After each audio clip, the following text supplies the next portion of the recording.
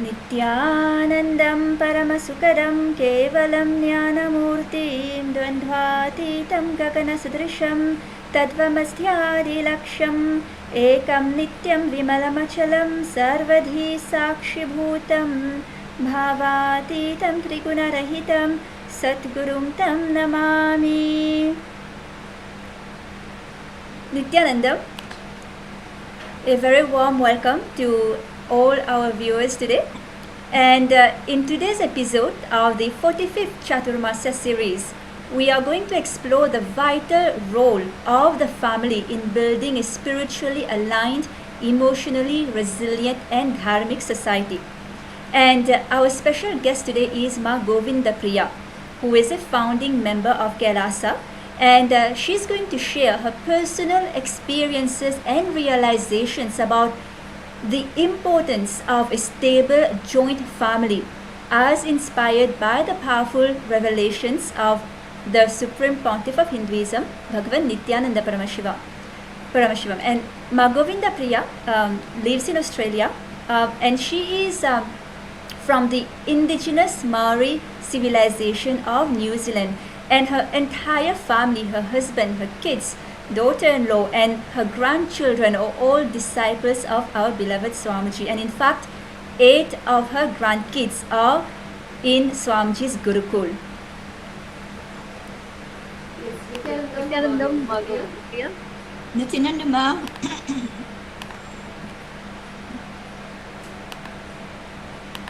We are so happy to have you here today.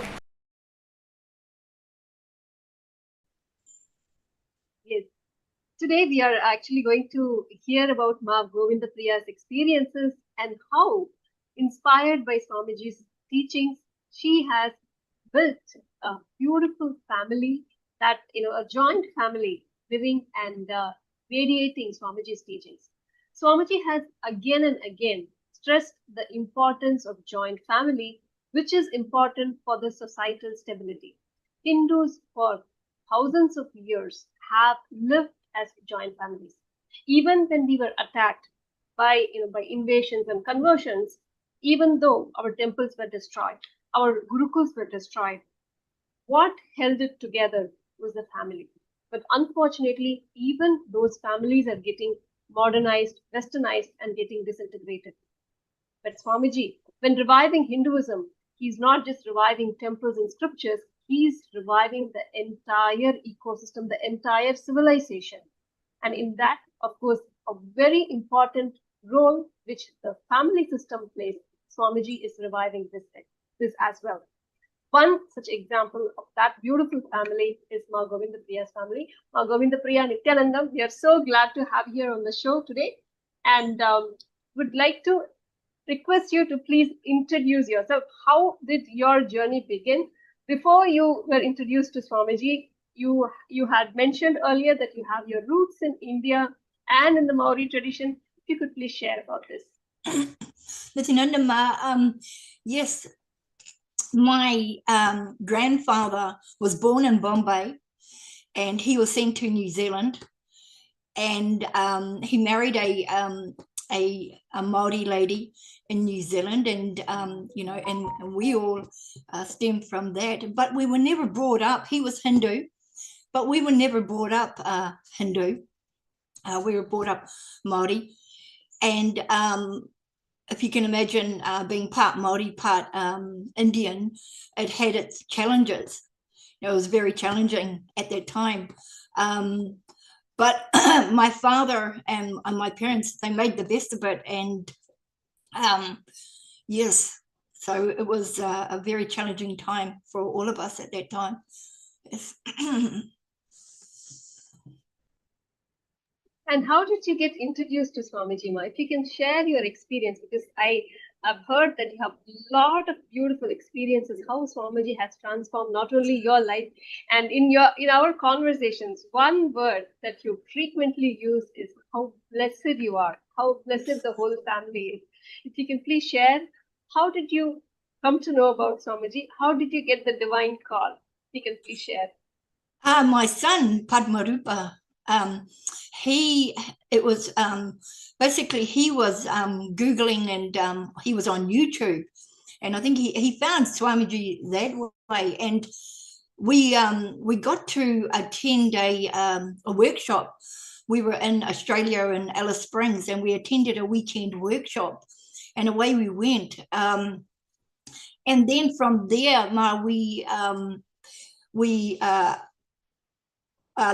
Inner Awakening was coming up, and we were asked if we wanted to go to Inner Awakening. And I didn't know anything about Guru. I had never ever didn't know anything, actually. And my son, he actually said he was going. He told me and my daughter-in-law he was going. It didn't matter what anybody said, he was going. And it was like, I said to my husband, gee, I better go and check to see what this kid's up to. I want to see what mischief. And actually, I did think that. I thought, well, what mischief is he getting into? I need to go along and have a look to see what he's up to. And we put our intention in, and we didn't, and we got a call. We got a personal call. Me and Ma Janagamya. We got a call from Swami G. She got a call from Swami G. Swami G had called her, and I got a call from Swami G. And it was like, your heart's racing and it's pumping, and Swami G said, yeah, Ma, you're coming. Basically, just one sentence, and Ma, you're coming. And it was like, so you went from whether or not you were going to go to you race out there, and you get funds, you get whatever you needed to do to get there. And that's exactly what me and Madhyana Gamya did. We went out there and we found the funds. We found the funds for Inner Awakening. We found everything, all the costs, everything. And that was how we ended up going to Inner Awakening and first meeting Swami G.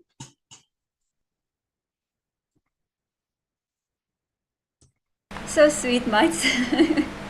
It's so amazing. Actually, Ma, could you share with us, how was your first inner awakening for you and your family? That was just, I didn't realize that when I went there, I was going to learn about me. I have never ever been anywhere, and I've had to learn and look at me. And you know what I didn't like about what I saw about me? I thought, oh my God, I didn't like it. I didn't like, I got to see me. And, and that whole 21 days, I got to learn about me.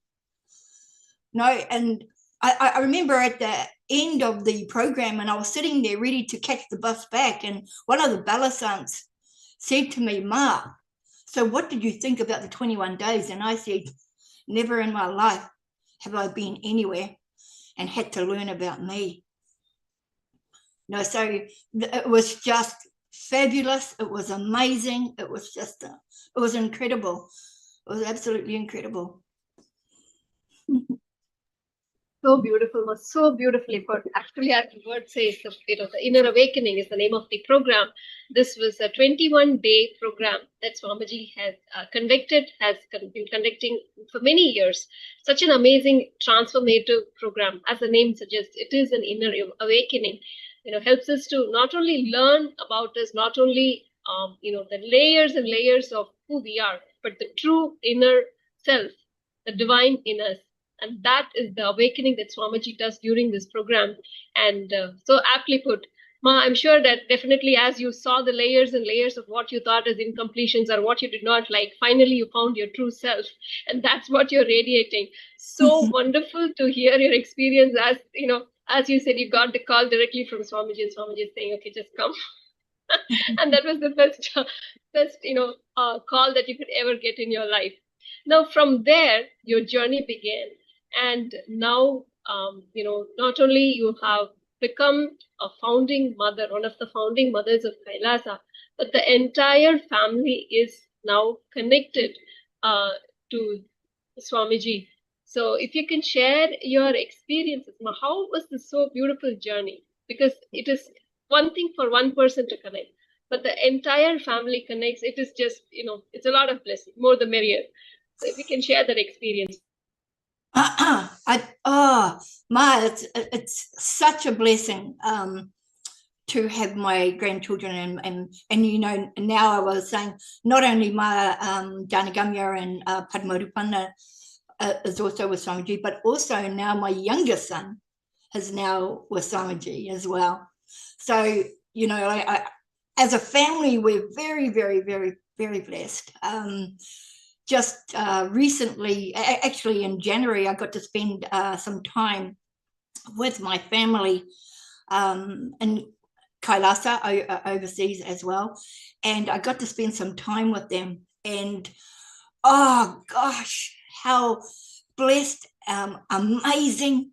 And one of the highlights was every single day my grandchildren would bring out the youngest child, Nitya, and she's only just over 1, I think.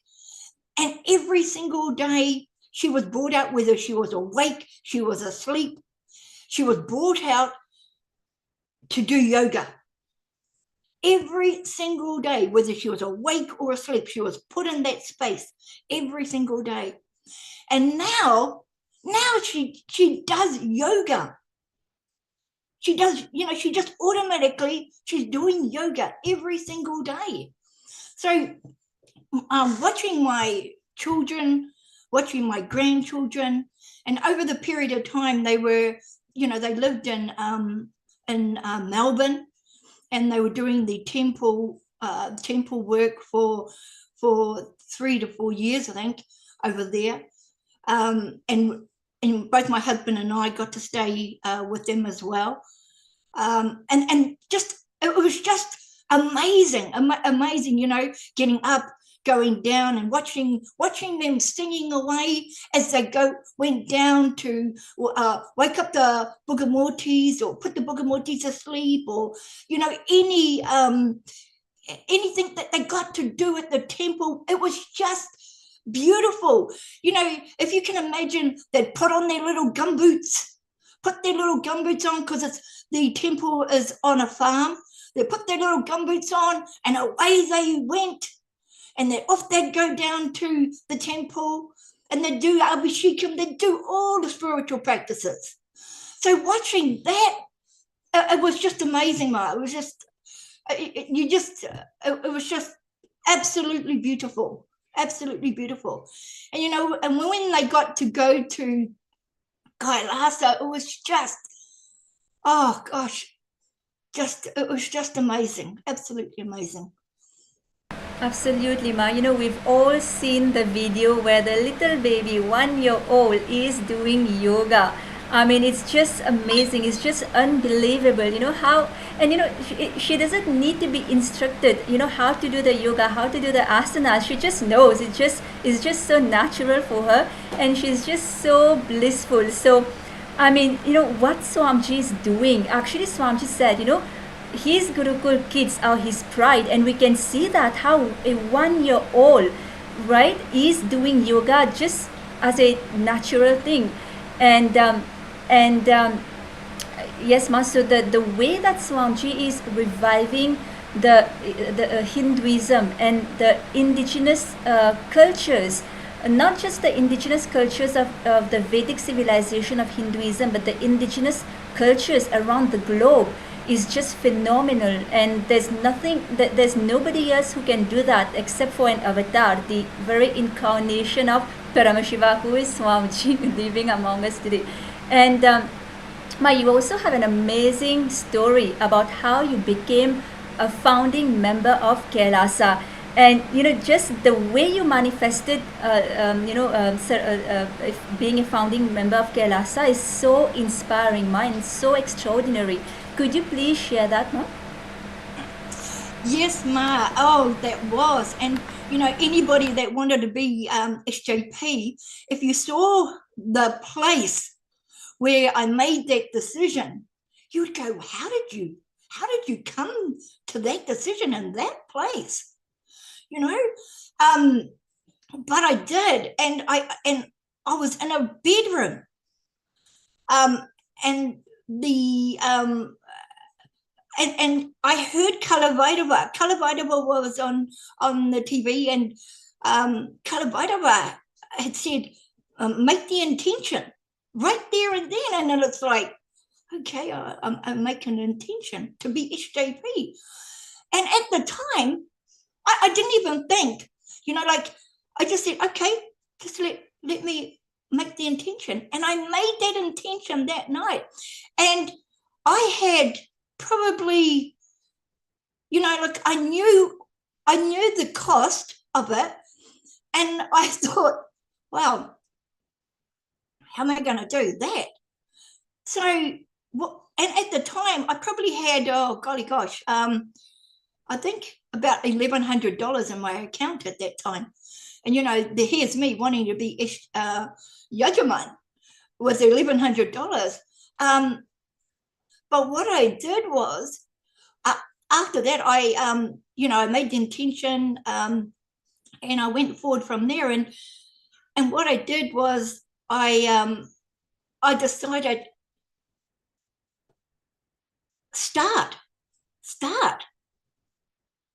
Okay, you didn't have, you know, you didn't have the full amount, but to start.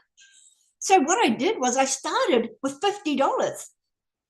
I thought, okay, if I can't do something when I've got nothing, how am I meant to do it when I have a lot of money? So that was my thought, Karen, at the time. So let me start now while I've got nothing. So I started with $50 a week.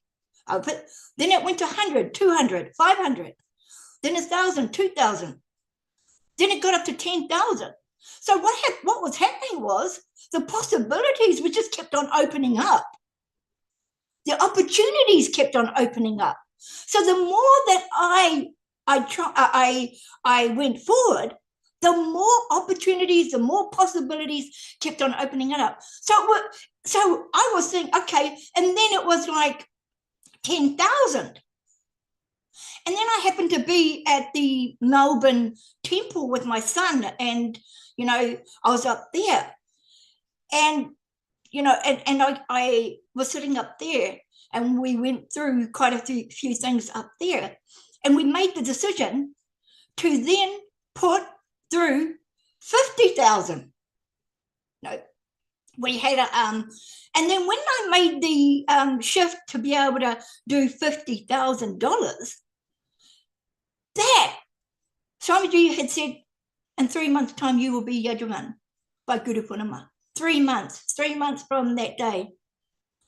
And my husband, he was in the next room. I hadn't even told my husband that I just spent $50,000. You know, like, whoa, I didn't even tell him. You know, I just went and did it.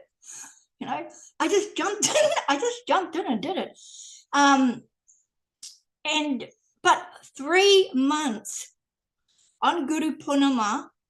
So what happened was, 24 hours before Guru Purnima, I was sitting in my house, and I thought, I've only got 24 hours to go, and I had to raise something like, I don't know, 189,000. It was quite a bit, and I said, Swami G said I can do it. I can do it. I'm gonna do it. So I went into my bedroom, and I just got on the computer. It was only my husband and I there.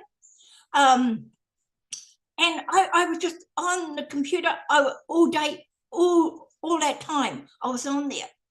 And then I went to my husband, and I said to my husband, can I borrow some money of him? He said, no. And I said, okay. Normally I'd have a tantrum. Normally I'd be complaining to him and saying, why haven't you given me any money? But no, I didn't. I went back in my room on the computer. How am I going to get this? I went everywhere to source funds, rang people. I did everything I could. Then my husband came in later on and he said, you can have 40,000. I'll give you 40,000. So, okay. So that I was happy about that. And then, the time came in, I was able to get more and more funds. And then right down about 10 hours before Guru Purnima started, my husband came in twice. Twice I had asked my husband for money, and twice he had turned me down. And then he came in and gave me that 40,000. And then right at the end, he came in and he said to me, how much money do you need? After watching me all day, and I said, I need $8,000. And he showed me his bank account, and he had $8,000 in his bank account. And he said to me, you can have this $8,000. So 10 hours before Guru Purnima, I had all the funds. And I was able to pay for Yajaman. So I went from $1,100 3 months prior to the full amount of Yajaman 3 months later. Wow. So inspiring and so beautiful to hear this, Mami. Like, there's such a powerful cognition that you had, that Swamiji has blessed it. Swamiji said it would happen. So you're going to do it. And that will persistence, that decision. Actually, one thing that Swamiji says that he's a perfectionist, but he never waits for the perfect moment. Start now. He's spontaneous. So it just, Swamiji never waits to start something. That, when something he decides, something he declares, he starts immediately. And when we do that, for me, I feel like when we do something immediately, when Swamiji says, it's like riding the wave. The whole energy, the whole flow, Swamiji takes care. And you just ride the wave and you already reach where you need to reach.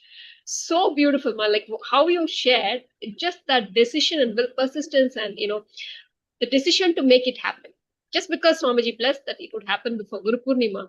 And seeing your dedication, you didn't throw tantrum with your husband. Seeing your dedication, Swamiji, your husband came and, offered that so that you can become one of the founding mothers of KAILASA, as Swamiji is revived and revived this nation.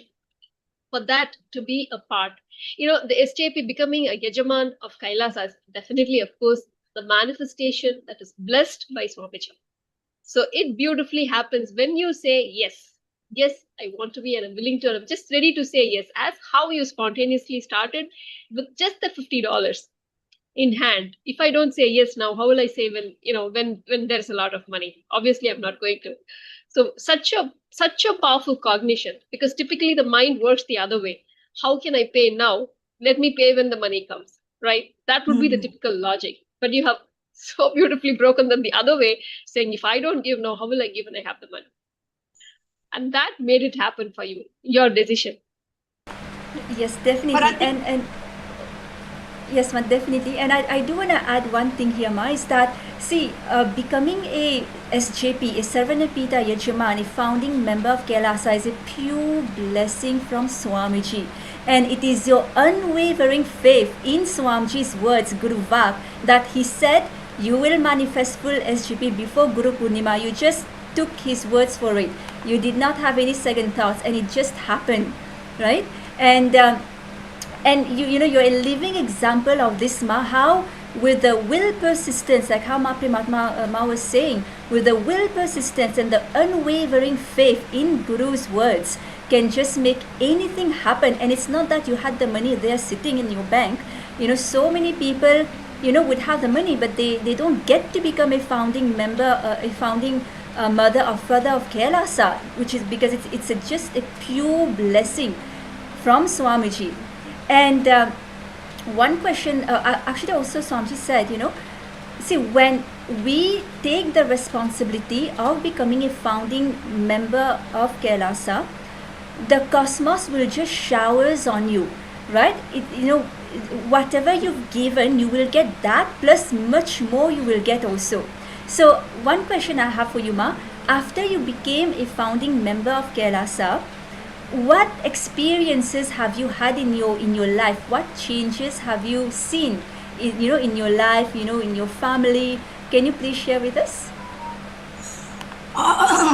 To be blessed to have my grandchildren in Kailasa and Gurukul is just the biggest blessing I could ever have.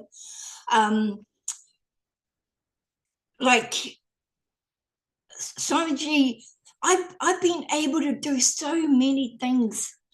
Like within a moment's notice, I can get up and go. I have a business as well that Swami G takes care of my business, and I feel that it goes through me all the time. When you do Swami G's work, Swami G does your work. So even though I have a business, a small business, I know wherever I am, wherever I go to, Swami G takes care. He takes care. Like I have a lot of responsibilities in my family, my grandchildren, my business, my staff, other things that I do. And I look at it and I think I'm so blessed, Ma. I'm so blessed that Swami G is constantly here. But I understand. See, when I went Yajaman, Swami G gave me 3 months. But now I understand. It is now. I could have taken that 24 hours and I could have done it then. See, I could have done it then. I didn't have to wait the 3 months. See, it's now. Don't leave things till next week, next year. It is now. It is the present. You're living in. It is right now. That I understand that.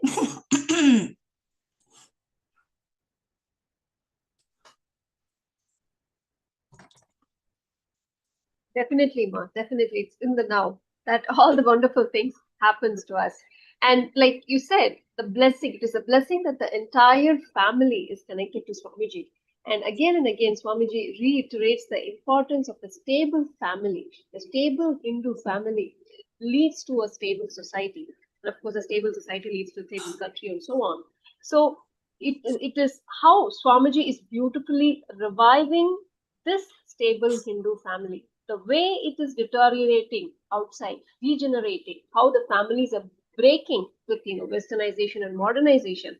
But as part of reviving this entire civilization, Swamiji has put a lot of effort, energy, time in reviving the families, Hindu families, joint families.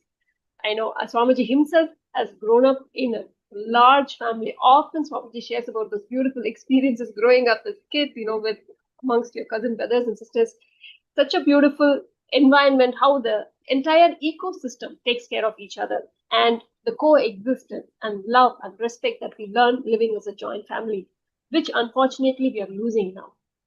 But Swamiji is reviving this for all of us to have that family, even the communities, the ecosystems that Swamiji is creating through the temples, to live as a joint family, as all living together, like living in that temple ecosystem to share love and respect one another. So now let us hear directly from Swamiji the importance of this joint family that is, needed for the stability of the society and the world that is, that we are seeing today.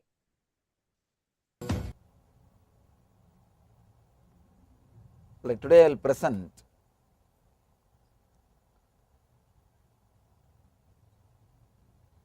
my vision of ashram and being in the ashram. Vision for LA ashram, and what do we mean by being in the ashram or an ashramite?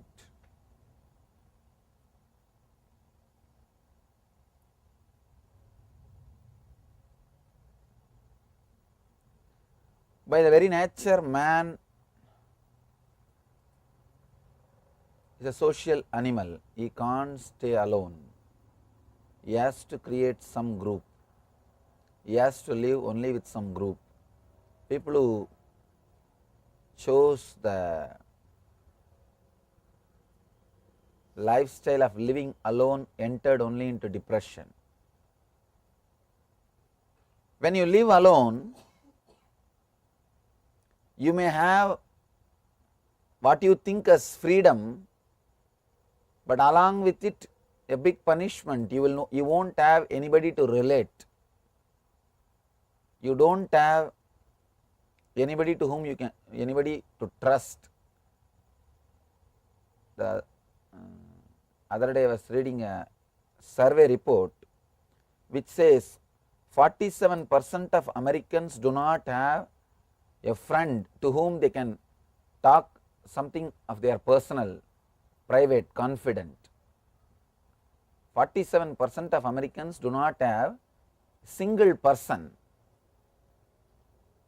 Not a single person is there for them to whom they can share themselves, they can open up.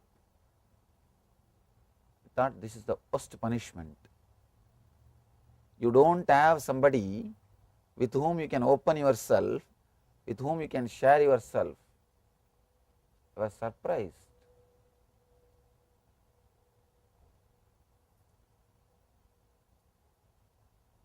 The reason is they chose the lifestyle of aloneness. They didn't respect that living together has got any value, and the so-called modern India is also going to the same path. All the cities are becoming just like this because the joint family system has lost its roots. Joint family system is no more a lifestyle in the urban India. Of course, still in rural India it's a lifestyle, but in urban India it's no more a lifestyle. They also started choosing the freedom. In the name of freedom, the life of loneliness, so that they are not questioned by anybody. I think that is the worst thing can happen to a human being. I always tell people, whenever brahmacharis do some mistake, first thing I do is I give them freedom, because that is the best punishment. Giving freedom to human being when he is not matured enough is the best punishment. Just tell him to decide. I will give him options, explain the options, and I will tell him, please you choose, whatever you choose I will support you. Fellow will die in few days, just out of confusion. He will fall into such a low energy and depression, he will die in, literally he will be gone. Giving freedom when the person does not have maturity is the worst punishment. It is not gift, it is a punishment. Same way, the materialistic society has chosen, actually we should, I feel I should stop using the word Western or Eastern, because we should use only the word materialistic society and spiritual society. In the West there are such a wonderful, real intense spiritual seekers. On the East there are so many idiots, materialistic idiots. So we can't use the word anymore Eastern or Western, we can only use the word materialistic and spiritualistic. All the materialistic society has chosen to go for freedom for senses. They don't have to be answerable to anybody. They do not have to respond to anybody. They do not have to respect anybody.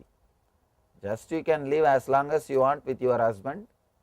When you feel bored or he feels bored, say bye, and go for the second marriage. And in some societies, you don't even have to say bye to go for second marriage. Just simply go. Why should you even say bye? So, the intensity of the relationships is lost. Husband is no more a husband. Wife is no more a wife. Become more like a boyfriend or more like a girlfriend. Son doesn't have to be dependent on father. Son doesn't have to listen to the father's instruction. Just today I was studying one small survey of this America and the Indians who are settled in America about their lifestyle. One of our devotees gave me an article and was giving some strange informations, amazing informations. 70% of the Indian kids, that means second generation, whose parents have come and settled here, their kids do not want wealth from their parents. They say, we don't want your wealth. I was surprised.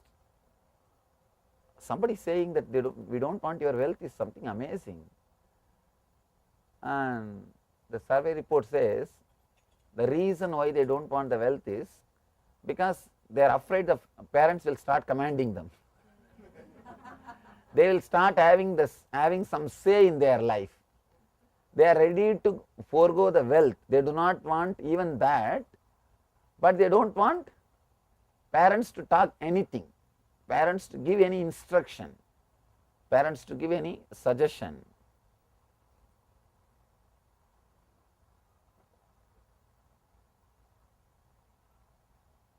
Six months ago, one boy, of course, is our devotee's son. He was brought to the ashram by the devotee and forcibly he made him stay in the ashram. I asked him, why are you forcing your son to stay here? He doesn't want. He said, no, Swamiji is running around with a girl who is 9 years older than him. In India, that fellow actually he went to the college and marked the professor.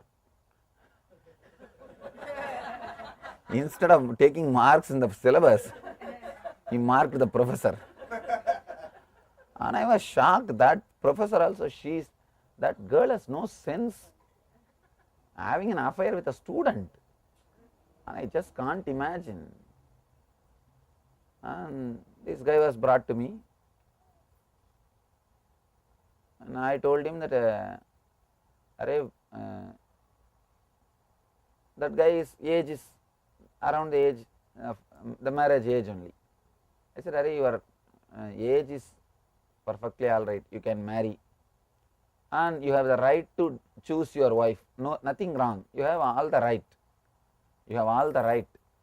But do you understand that the affair which you are having is not going to be it's not going to be lasting. And I asked him, are you very clear really you want to marry her? Tell me that at least I will call her and talk to her and see that marriage is done. This fellow is saying, no, I don't want to marry. I don't want to marry. And then I said, then take care of your life. You are doing something seriously wrong. And ruining the life of her also, ruining her life also and ruining your life also. Either marry or decide to completely drop, because that is not going to help. And this fellow doesn't have that much of guts and all to marry. And anyhow, finally he stayed in the ashram for 6 months. So this happened 6 months ago. So he came 1 year ago to the ashram. 6 months he stayed in the ashram. Somehow because he was constantly staying around me and the ashramites, his head has become a little clean and he practically stopped connecting with her. And he can't also. From inside the ashram you can't relate with anybody else and nothing can be done. neither she can come, nor you can ring up and talk to anybody. Because, no, nothing, because phone will not work, that's what. No, I am telling you that. No, neither phone nor cell phone, nothing will work. And even if it works, if you are doing something which I don't want, simply nothing will work. That's another beauty of the ashram. Inside the ashram, if you do something which I do not want, suddenly you will see so many obstructions, so many problems, so many disturbances. Even a simple thing will not work. Simple thing will not work. And this guy is not able to relate. So when when you don't talk or relate continuously, you will forget, because this relationship does not have a depth. After all, a simple hormonal thing. And anyhow, 6 months fellow was little quiet and silent and everything. Suddenly, somehow, he has to go to his native place for some exam, 10 days exam. Fellow went, again saw her, over.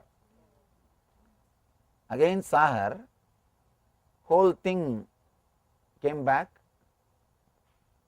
and literally 2-3 hours I spoke to him. Arey, you are ruining your whole life. Don't you understand? I spoke to him everything.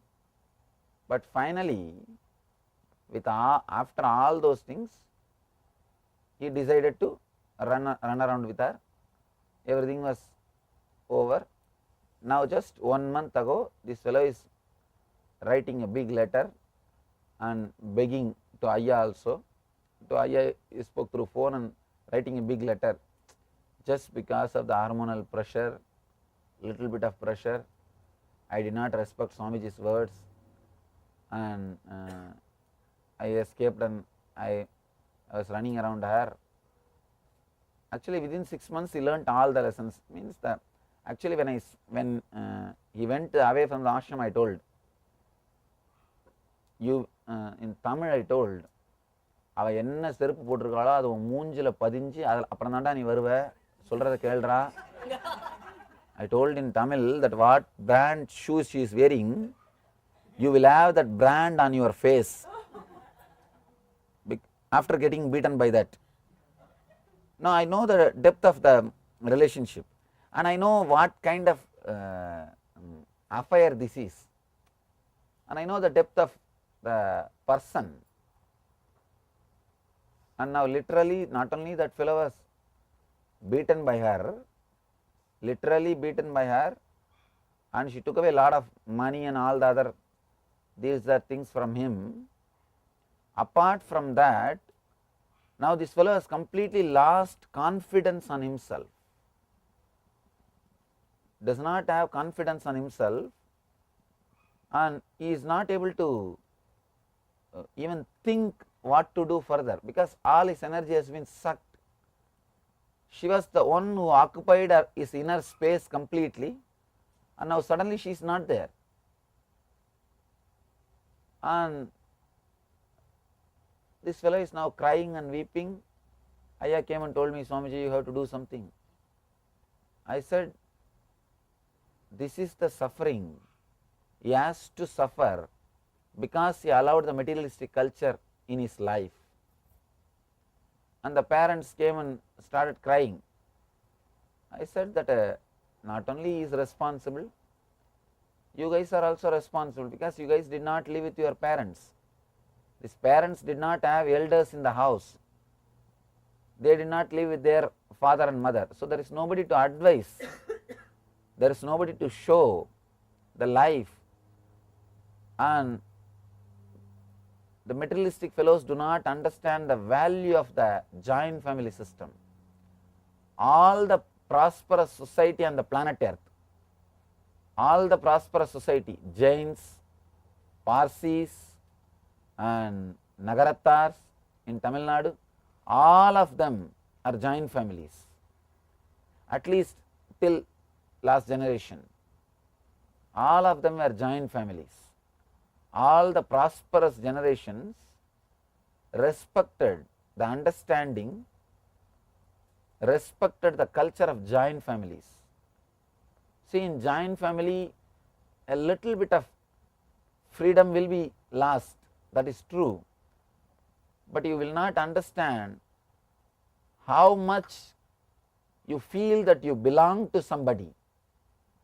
Feeling of belongingness is much more valuable than freedom, because man till enlightenment is not matured enough to handle the freedom. If you want to see the greatness of the joint family, you should see the Jain families. Even if somebody is elder by one day, they will touch the feet. And the respect to the Jain family system, that was the one main reason. Not a single beggar you will see in Jain community. In Jain community and Sikh community, you will not see a single beggar. Go all over the world, you will not see a single beggar in the two communities. I thought at least outside the Amritasar temple there will be some Sikh beggars. No, there also only Hindu beggars are there. Beggar means Hindus, and mostly it will be Tamilians. If you go to North India, go to any beggar and talk in Tamil, you will have a reply. No, I am telling you the truth. Go to any beggar, especially Uttaranchal, Uttar Pradesh, Punjab, Haryana area, go to any beggar and straight away start talking in Tamil, he will reply. Of course, I lived that kind of life 9 years, but I never begged. I am saying that along with them I lived. In the streets and in the roads, in the under the trees, that's the way I lived. So I know the complete lifestyle, their lifestyle.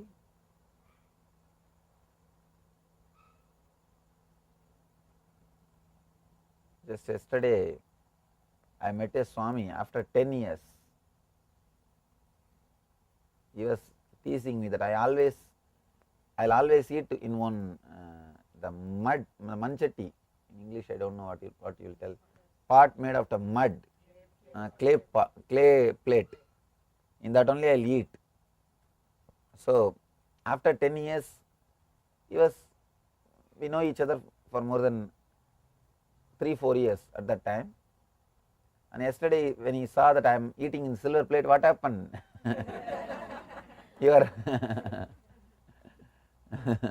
Because I used to carry that always with me. That is the only property I used to have, that one and one kamandalu. I'll always carry that. Just to tell you that lifestyle which I lived. I said, now Swamiji carrying that mud pot will be too costly than using the silver plate. Because I can't carry that all over wherever I go, whenever I fly. It won't be, it will break once in 2 days.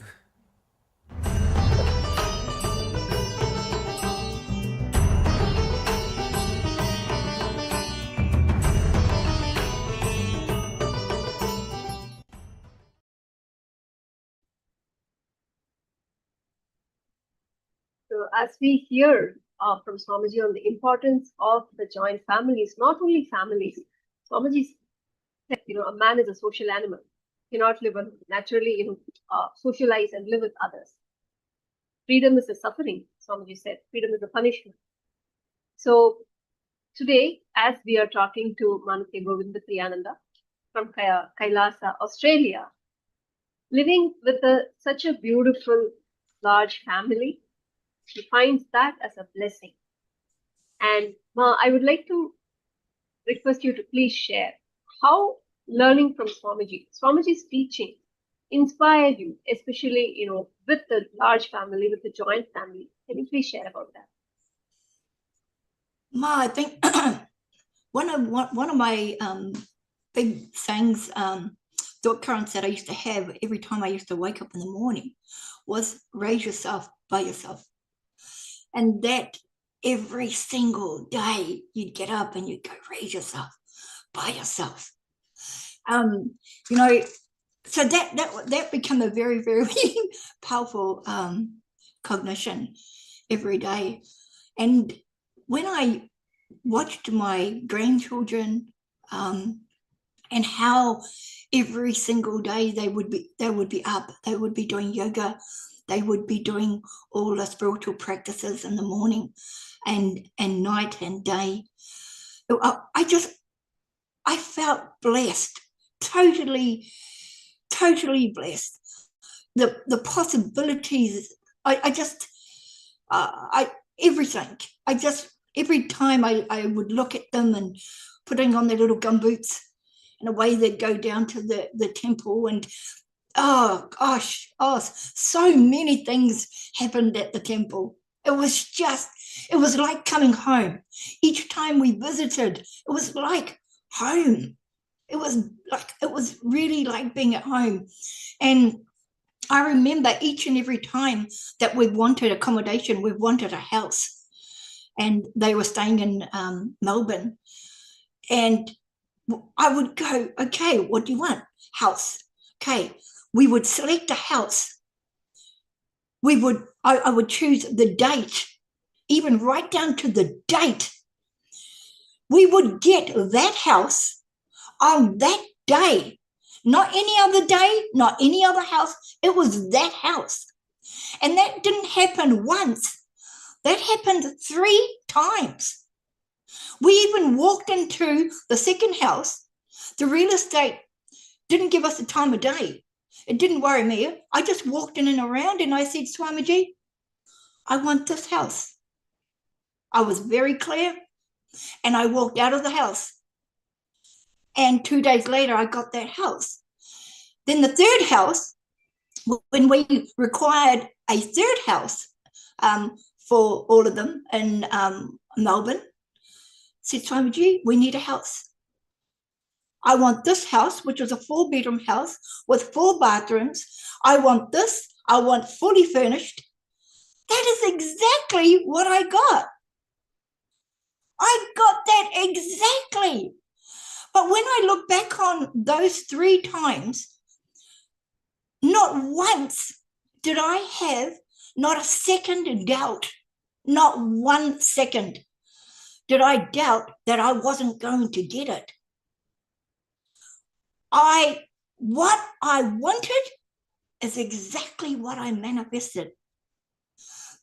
So we adopt that to a lot of things in our lives. And I've never been, anytime I've needed to manifest wealth or anything, I've just been able to do that. I'm just like, no doubt, not a second of doubt.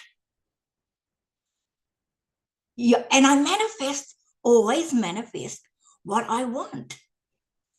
Right? So I've been very, very blessed. Swami G has blessed me to be able to have take the responsibility of our family at times, and to be able to support them as well. So we've been very, very blessed to be able to do that. And each and every time Swami G has just opened the doors, and it just overflows in an abundance to the rest of my family, to my rest of my children. And, even my other grandchildren, my other children, if they think that all these good things happen because of themselves, no. This isn't overflowing. This is overflowing from Swami G. This is overflowing into their lives. Everything that happens, Mark. So as a family, totally blessed. Absolutely blessed. One other thing, just recently in the last year, we've had a few immediate family that have left the body.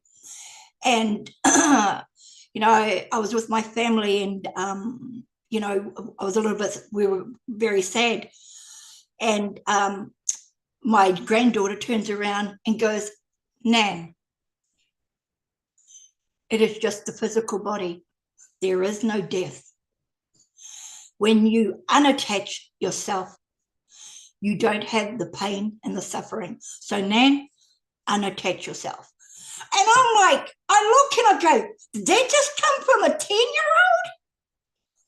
And my other granddaughter, who's 12, she basically says the same thing. And I'm like, so I looked at death in a totally different way. I looked at death and thought, wow. So then I could drop my pain and my suffering that I felt. I just dropped it. So, when I dropped it, I felt really good. I felt, wow, she's so right. See, when we attach ourselves to the pain and the suffering, we then bring up the guilt, the fear, the everything like that. But when you unattach yourself, it's just beautiful. It's just beautiful. And I feel so complete. I feel complete about my loved ones leaving the body. So death, there is no death. And that came from, Gurukul kids, 10 and 11-year-old with such powerful cognitions. So beautiful, man. So powerful. Unfortunately, today, due to some technical issues, we had to start late, and we would have loved to hear more from you, because the clarity and conviction you have about what you want, and of course, the clarity and conviction you have with the trust in Swamiji that you have, being able to, wanting to manifest and having the clarity, going after it, and, getting it done. So much of powerfulness you carry, and manifesting anything that you want in life. Of course, with Swamiji's blessings, that conviction that you have, Swamiji is there always to shower you and make anything that you want happen. It was such a beautiful, session today to hear your experiences. How, life, like I'm sure in this show alone, at least 20-25 times you would have used the word blessed. That's how grateful you are having Swamiji in your life, and having a blessed family. And as you said, 10-year-old and 11-year-old talking about death, and to say to unclutch from it, drop the pain and suffering. It is truly a blessing, Mom. So we are so glad you could join us today and share your experiences of having your family as part of Kailasa's family. And thank you for joining. And thank you all viewers for joining. And once again, we apologize and complete for joining, for starting the show late today. And we hope to see you tomorrow at 7 o'clock. And now let us close with the Purna Mantra. Om Purnamada Purnamidam Purnat Purnamudachyate Purnasya Purnamadaya Purnameva Vashishyate. Om Shanti Shanti Shanti. Hari Om Tat Sat. Sarvam Bhagavat Shri Nithyananda Paramashiva Padukarpanamastu. Om Nithyanandam.